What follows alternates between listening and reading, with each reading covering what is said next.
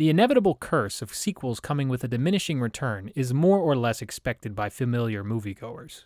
For some reason, capturing lightning in a bottle can be as hard as it physically sounds. The original Red from 2010 was a unique action comedy that was very much a lighter-toned version of Sylvester Stallone's The Expendables of the same year, a dangerous mission involving lethally trained old people who still pack a punch. Based on an obscure DC comic of the same name, the film managed to be successful either way thanks to its leads and execution of the story.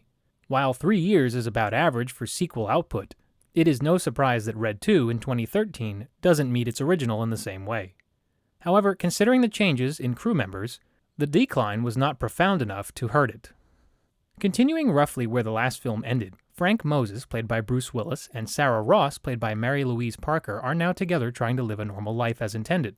That is until they are visited once again by their past, this time being Marvin Boggs, played by John Malkovich.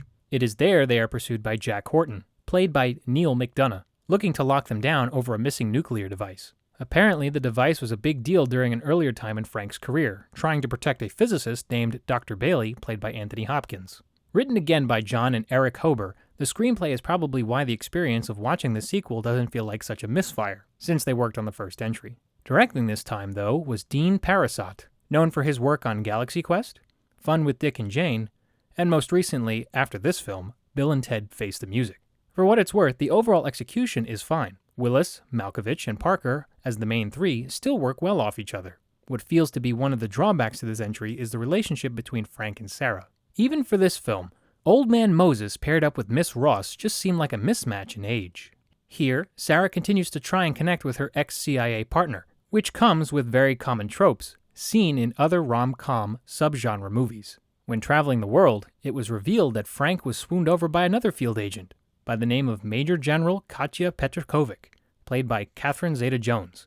Want to guess where that subplot goes?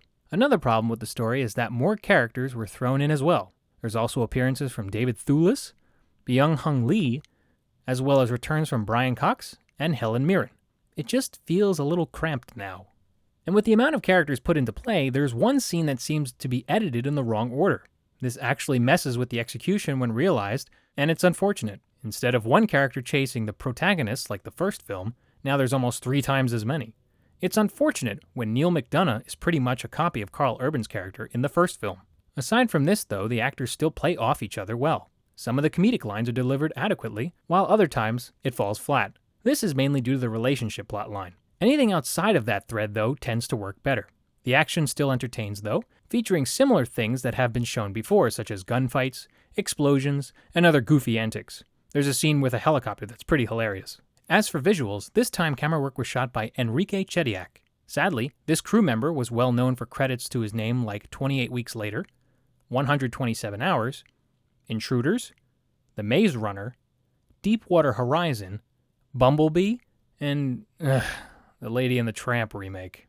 But for this sequel, it's not really one of them. Not to say it's shot badly, by no means. But it's just nothing out of the ordinary, just like the first film's cinematography. Music, though, was an acceptable element to this sequel. Again, this also had a change in hands. Instead of Christoph Beck's clicky synthetic percussion-based score from the first film, comes Alan Silvestri doing his best to mimic that style. While the sound is more organic using more classic orchestra, there are still jazzy motifs viewers will hear that keeps to the tone of the first movie. Not bad, considering Silvestri isn't really cut from the same cloth as Beck. For a sequel, it's okay.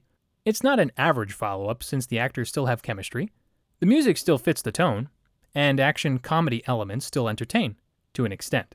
Like the first film, though, camera work is still nothing to talk about, the rom-com elements feel too familiar, and the amount of characters packs the story more than necessary.